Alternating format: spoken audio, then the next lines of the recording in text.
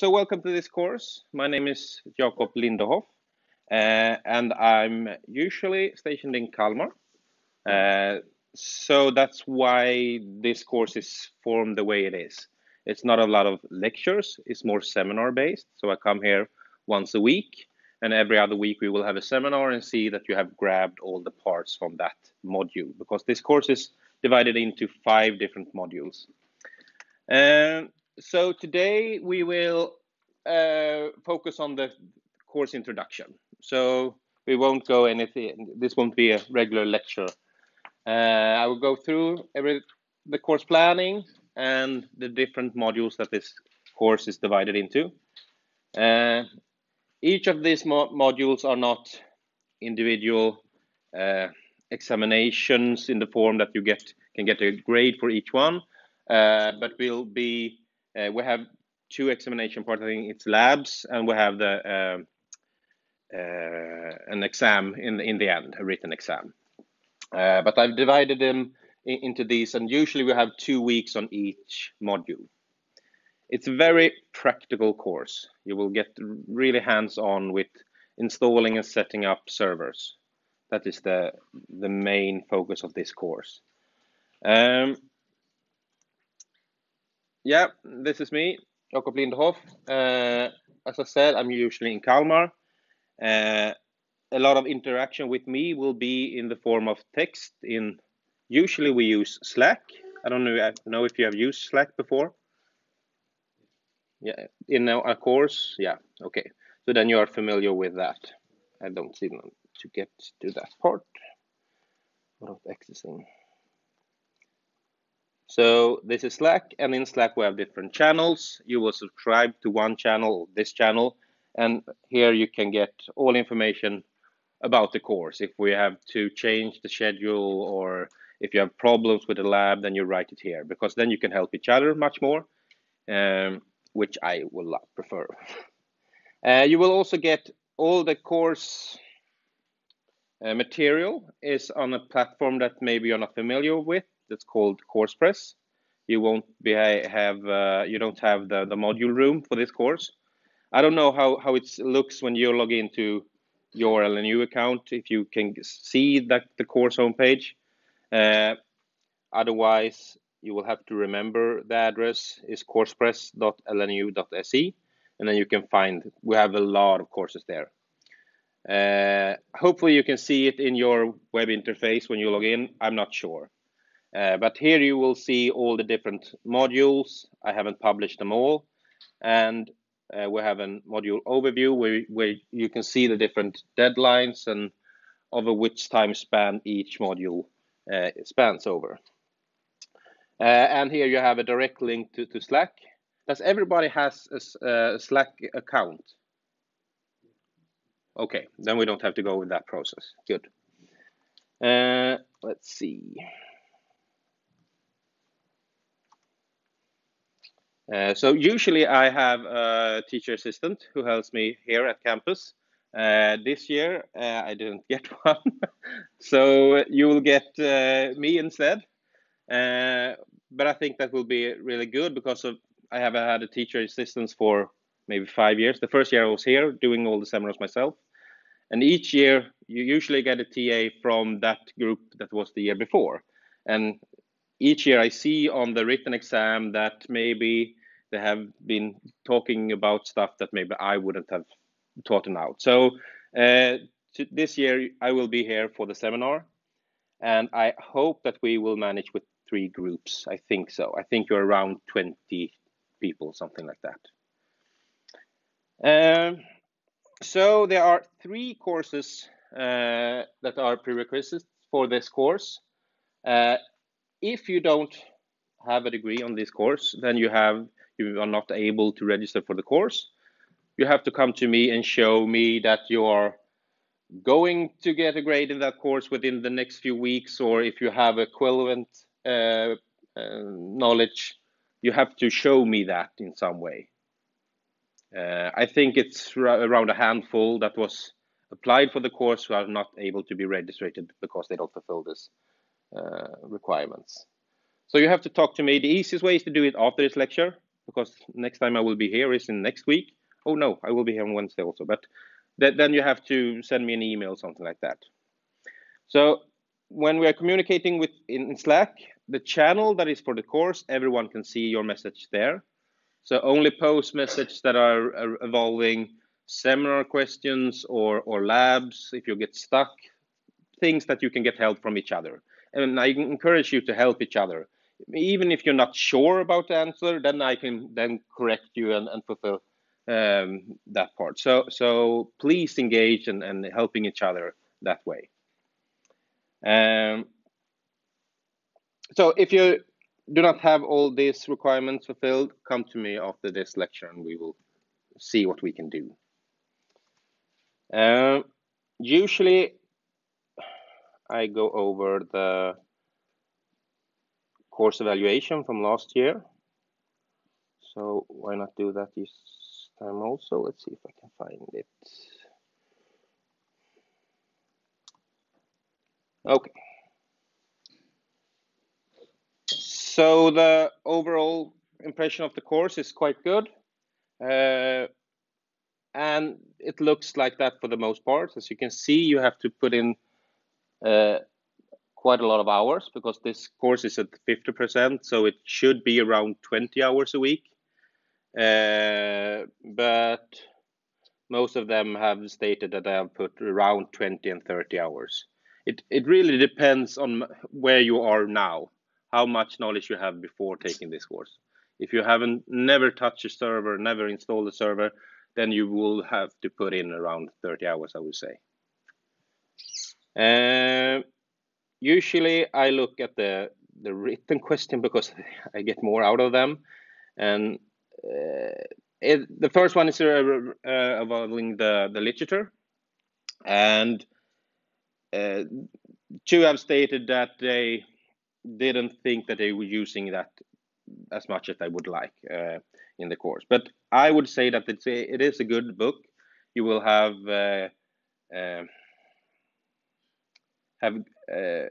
you can use it later on in the education, I would say. It's quite recently revised, so it's quite updated. And it will help you when you are trying to solve the seminar questions. But the seminar questions are not based directly from the book, so you will find answers at other places also. But we can discuss that at the seminars also, because they are not just yes and no questions, of course. About the teaching, I think they were good. The last question, let's see what that was. For improvement, some say that the submission for part that was not clear, and student thought that they were done when we were not. That's something that I will be more clear about this year. And otherwise, yeah, there were good comments. The other part was around the course syllabus, that they didn't know the objectives. Let's see if I can get that.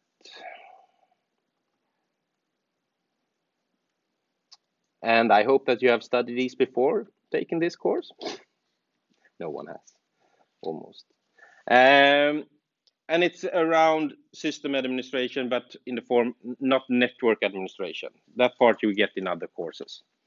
So how to automate the daily processes as a system administrator, how to set up and install different services that are popular, like directory service, Active Directory we will use in this course.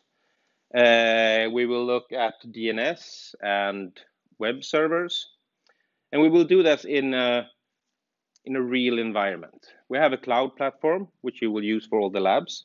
So you will get an account where you can log in. It's like Google Cloud or Amazon AWS, where you can order a server and then it will spin up in seconds, and then you can start to manage that.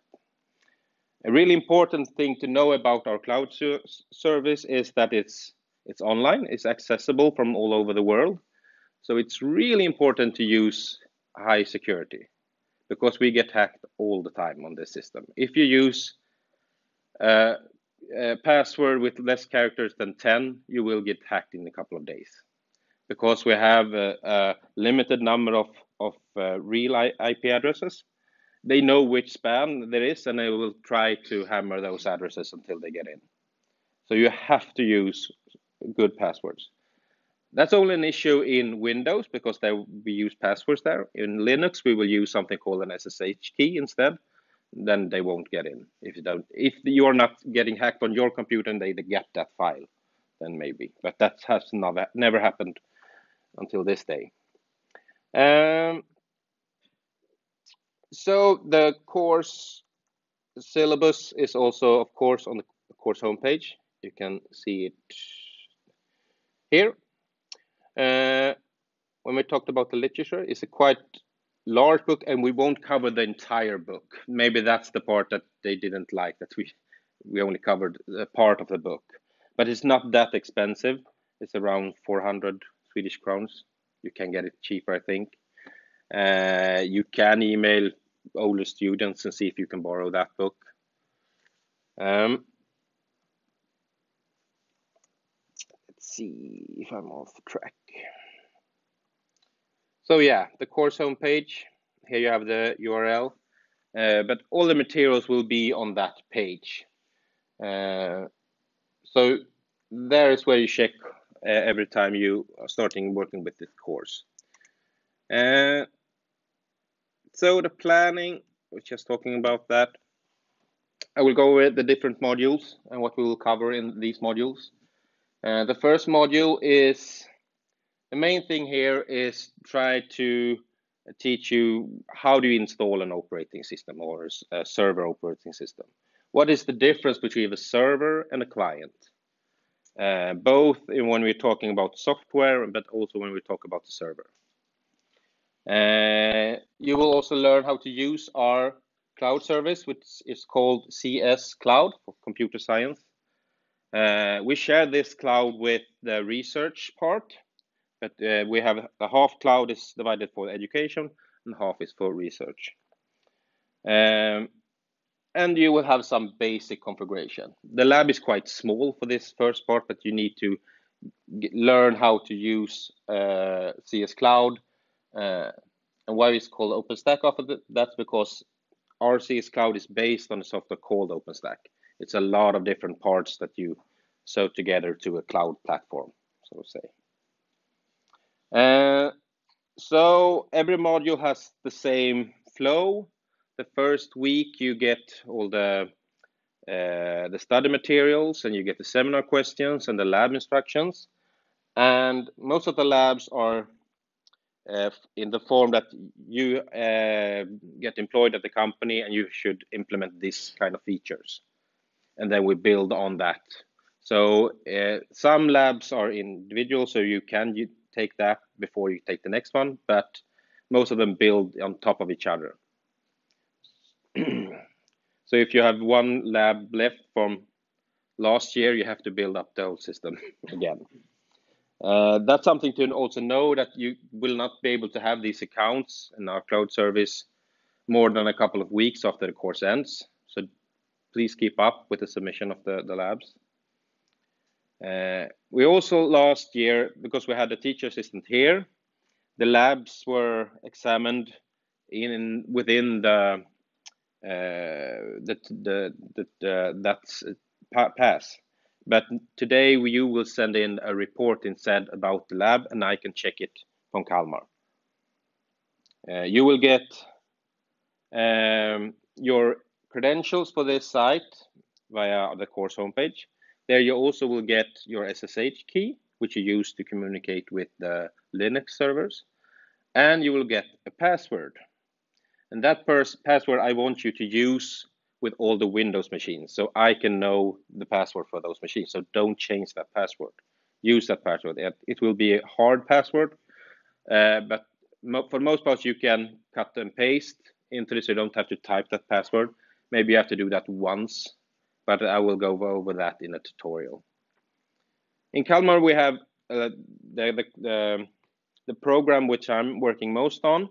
We have a lot of distance students, so we record all our lectures, and put them online, and we stream them online. That's why I have this in my ear, and I'm recording this also because I always think it's good to have later on. If someone is sick and cannot be here, then you can watch it afterwards, if it works. We have a whole studio in Kalmar where we stream our lectures, and I will sit down tomorrow and make some recordings for you guys, how to start up with CS Cloud. You don't have an account there yet. I will generate that tomorrow. Okay, so that's the first module, and I think that the best way to go about it is to start with the seminar questions. So at the beginning of the week or late the week that the previous module was ended, start working on the seminar. Get a feel around what you need to learn to take the lab. So then maybe at the beginning of the week after, you can start with the lab. We can go over the schedule later. The module after this one, it's about storage and access control. So you learn about file system and how do you set up access control so only the right people get access to the files. You will also learn a little bit about RAID. I hope you haven't covered this in previous courses. Oh, good. So there we have all 2 weeks also. And the next module is roles and features. So here you will set up DNS. Do you know what DNS is? Yeah. But we will cover that quite well in this course, both in the seminars and in the labs. You will set up real name servers for a domain so that you can access that domain from anywhere in the world. And we will also cover some file servers and different roles of a server. The next part is about mainly Active Directory, and that's how you can control a bigger network of computers and how you have access control when you have a company with hundreds of thousands of employees. And the last one doesn't have a lab for it. It only has a seminar and a little assignment because this is quite hard to simulate in a lab. It's around reliability and performance and troubleshooting. And since we are using our own cloud, we don't focus on performance that much in that because it's only there for you to learn. So that's why this is a more theoretical module. And then you will get a list of different tools and get to know, and then you will present that to everyone else. So that's the last module. And as you can see, that's not 2 weeks in total because it's a smaller module. And the same week where you present this module, you will also have a written exam. It should be in your schedule for now. So what to focus on now? Well, the course registration, of course. If you are unsure, if you are registered, come to me. I will put up links so you can register for seminars. The seminars are Wednesdays every other week, and 9 to 10 is one, 10 to 11 is one, and 11 to 12 is one. So if you register for the first one, then I'm suspecting you to be in the 9 to 10 seminar every week, every other week. And the labs, you can get tutoring. I will be here once every other week. And I will not be, we haven't booked I don't think that we have booked a computer hall. If you have problems and you want me to check it, I will be in one room and you can come there. Because we're using the cloud service, you can use your own computer and bring it. If you don't have one, then just come to the room and I will follow you to a computer hall and you can show me the problem there. But most of the time, I think I can help you from Kalmar. You can just share your screen and I can see what the problem is. Or if you have a detailed description, I can log on to your system and see what's wrong. So if it works well with the distance, then I can have a more time to book from Kalmar. But if you want me here, then I will be here every other week on Wednesday. Also, will that be 2 hours? So you don't show your solution on this part. The handing will be the lab report, and there are instructions on the course homepage about that. So these will follow the same for every lab.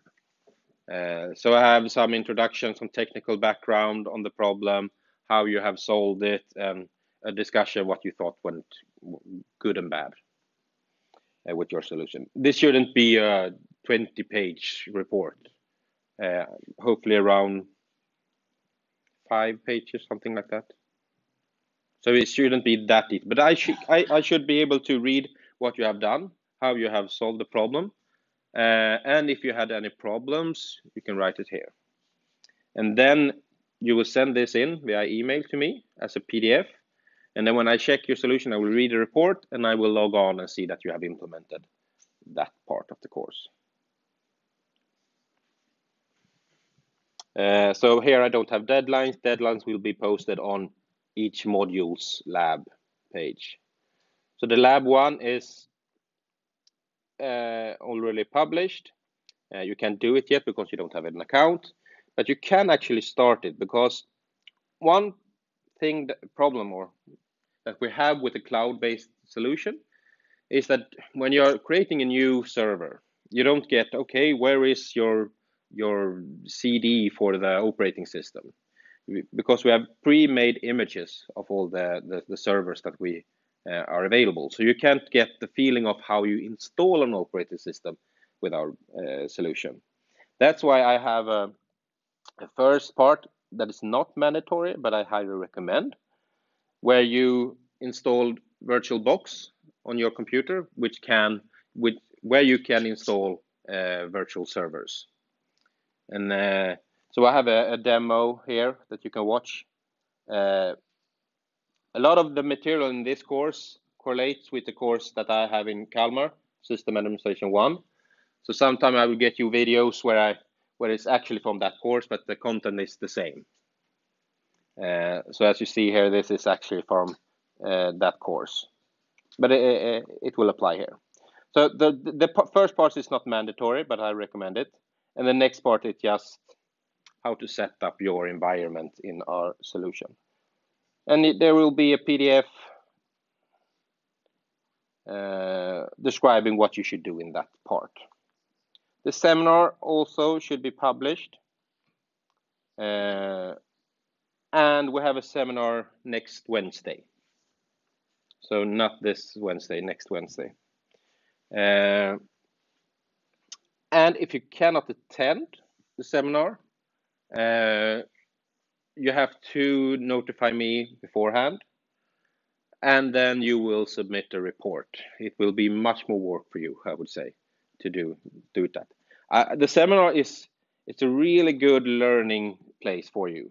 Even if you can't get the answer, you don't think that you have the correct answer, don't feel bad. Come to the seminar and we will discuss that. So look at the seminar more of a place to learn more about this question and what my opinion of the answer is. So even if you don't have all the correct answers, you should attend. I will check that you are there and that you are participating in that seminar. But if you can't answer every question, it's okay. I won't fail you on that part. But you have to engage and you have to have some answers. Any questions?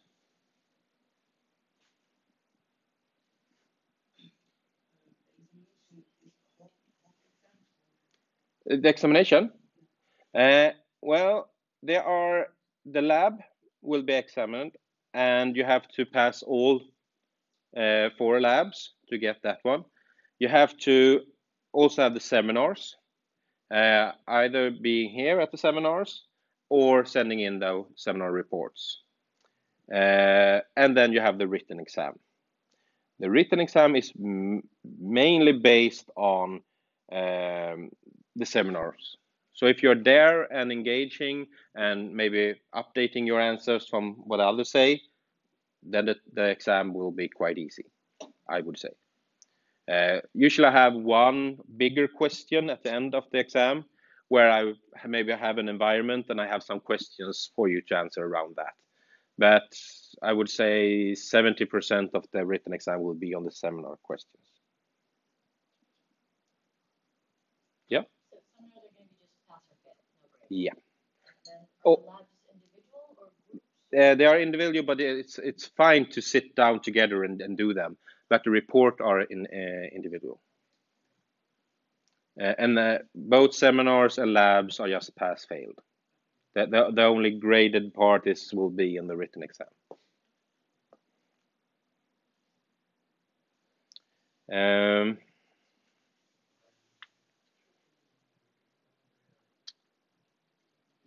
I can show you. I will have a video on how you would work with the OpenStack environment, but I can just show you a little bit now.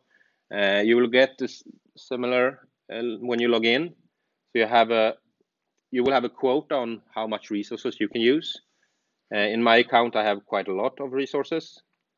You will have around, I think, 15 instances, and I don't know, 20 gigabyte of RAM, and you will have 5 floating IPs. And floating IPs are these addresses that are real addresses, not private addresses, that are routed through the internet so you can come into this environment.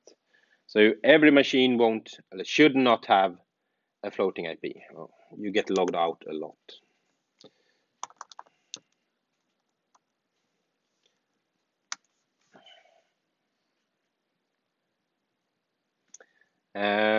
So in this, I only have 2 machines, but they actually are running Docker on them, so there are a lot of services running.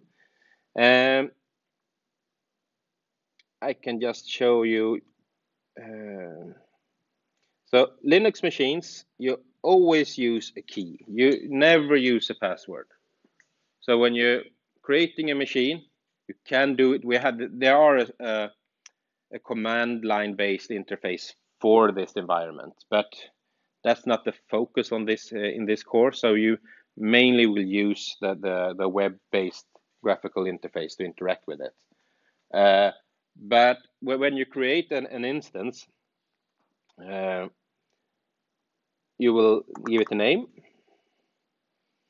and an important part is this availability zone. And here is where our cloud is divided into different sections. You should always use education. The researchers are only for the research department because they have GPUs where they used to build this big calculation clusters. So if you set a machine in one of their nodes, then you will allocate resources so they can't use it, and they get mad at me.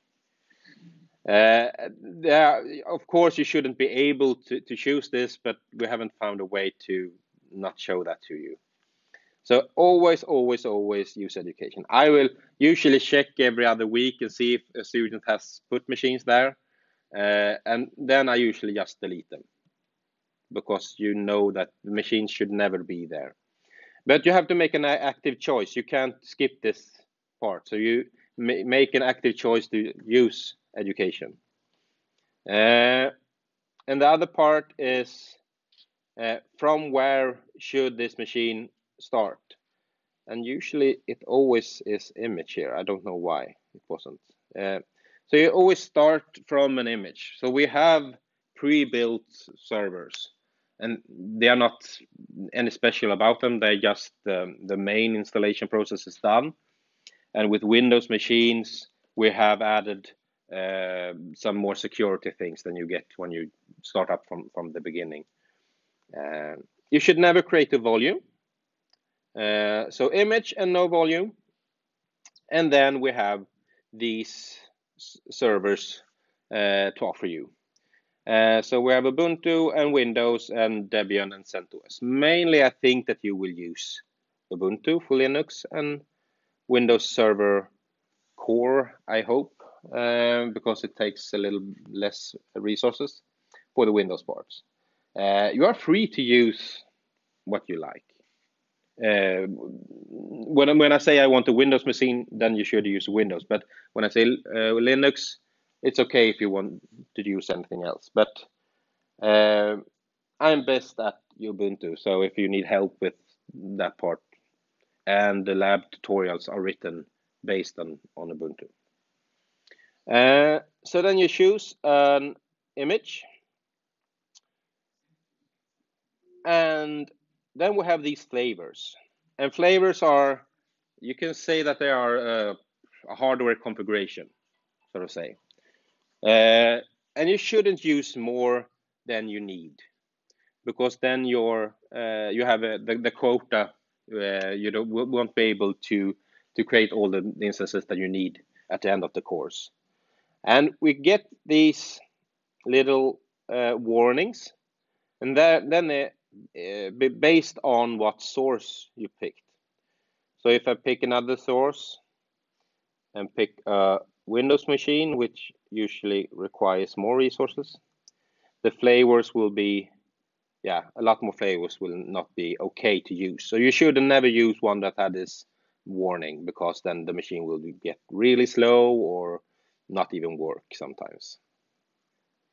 Did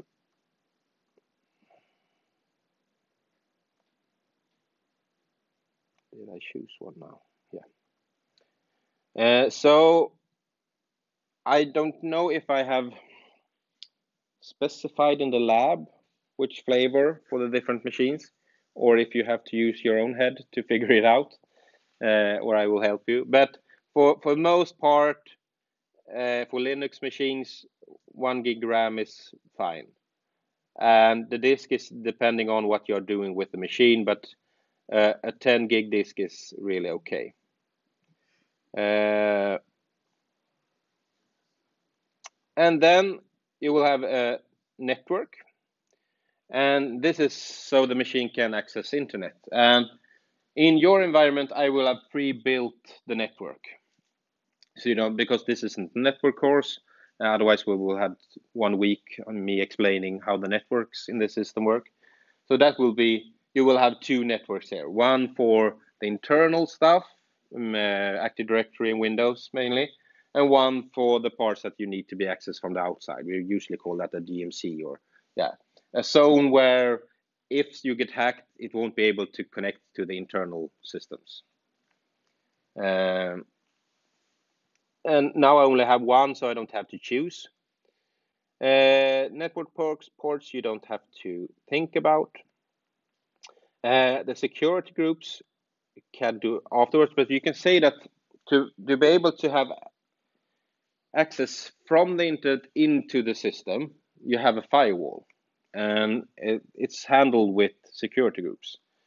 So usually you have a firewall on the server itself, but you also have a firewall within the open stack environment. And it's really easy firewall setup. You can have this pre-built security groups, and here you have what traffic you allow into this machine. So if I wanted to be able to use SSH to this machine, I should use that one. These are not pre-built. You have to create a security group yourself, but I will have a video on that also. The part that I wanted to come to is the key pair. And this is mainly interesting when we are talking about Linux, because this will be the way that you're authenticating with that server from the outside. And I will have pre-built a key for you.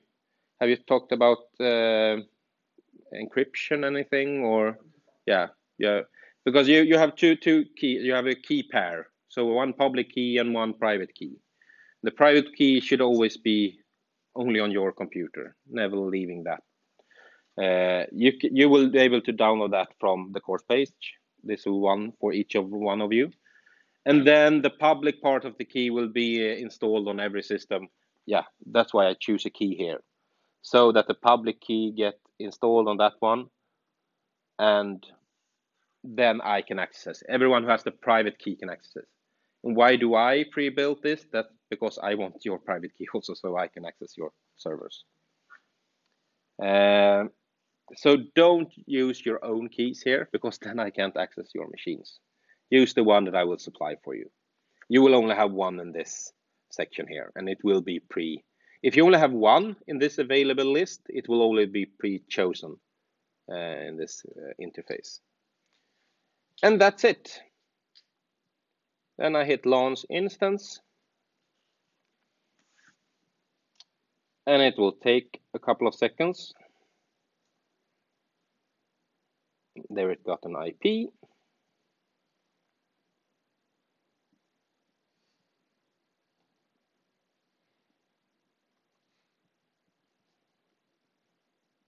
And you can see the console,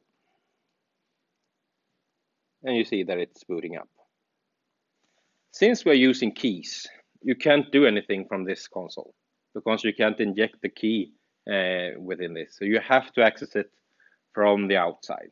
I would really like to have an interface where you can access your machines without having a floating IP connected to it, but we don't have that yet. So here we have a login, but since we don't have a username and a password, we can't log in. So this is mainly just to check that it's up and working. You can see the log, what has happened, but it won't help you that much. You can see that it got an IP address, and it's an internal IP address. So I can't access this from my computer here. So be able to access it, I need to assign a floating IP, and these you only have 5. And you will use them for a lot of things in this course. So right now, yeah, I had one before, but usually you ask the system, I want a floating IP. It's from this public pool. It will then get one, and then you can assign it to this private address. So when traffic comes to this public key now, public IP, it will be routed to this private machine. The private machine don't get configured with the public address. It doesn't know that it has that address. And this is done with the OpenStack router before it gets to the machine. But you need to know this IP when you then trying to connect to it. I will have more videos around this, how you set it up on the course homepage. So it's okay if you don't really grab everything I'm saying now. But that's it. Now we have a server which we can access from the outside, because we also added the security group for SSH.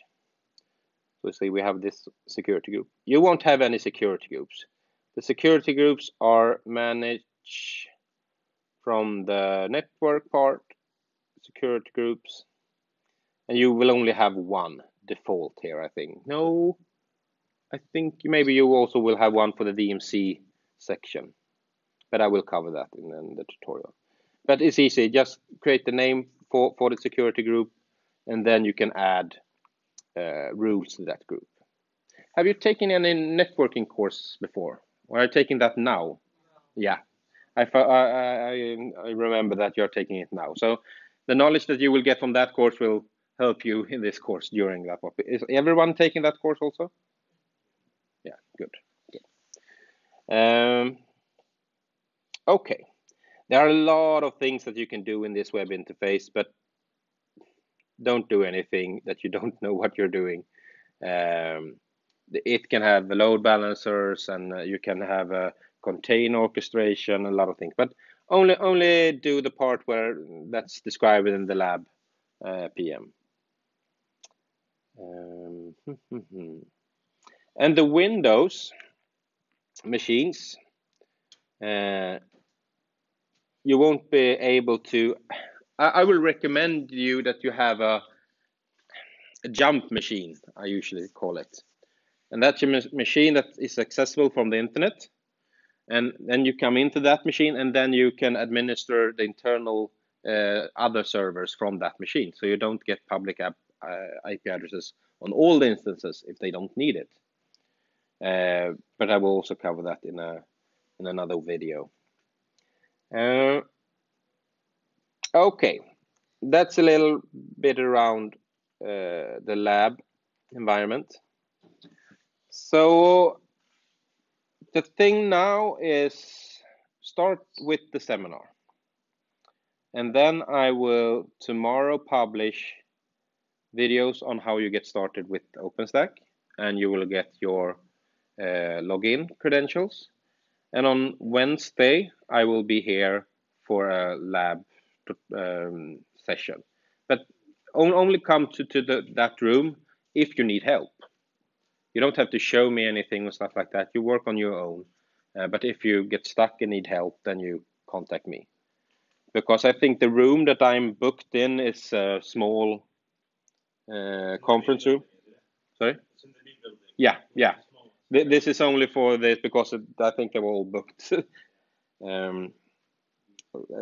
Let's see, it's in 3037 in B. I think it's a small conference room. So yeah, okay. So if you have it, the best way is come there. I'll have a list on the door if there's a lot of people, and then you come in, show me on your computer. If you don't have one, we can look at mine because I can then access your login and you can show me. And then we will have every other week. I will be here for the seminars, and then in the afternoon I have a lab session. But then I will be back in Kalmar and we do it from the distance. And you don't. I would say install the OpenStack client. Don't use the web-based client. Because if you have the real client installed, then you can share your screen. I don't think that you can do that from the web-based client. And use some sort of headphones or something like that if you're sitting in a big hall. So my voice don't get echoed out to everyone. Okay, any questions? How do you register? Yeah, you will do that on the course homepage. It will be a link up here. You don't see it now. And that's because I wanted to sort it out, everyone who wasn't able to register for the course before. So I think I will open that one up Wednesday, Thursday, something like that. Usually we have the lab group also, but since we are not having the traditional labs where I will be in the computer hall all the time, you don't have any groups for that. So just when we have it on distance, I usually have a message in Slack. Okay, now it's time for tutoring, and then you will sign up there. Just write your username, and I will call you up. And we could use Slack even when I'm in Växjö, so you don't have to sit and wait by that room. We will do that. Because if someone is not there, then I can call them up and help them also at the same time. Okay, that's it.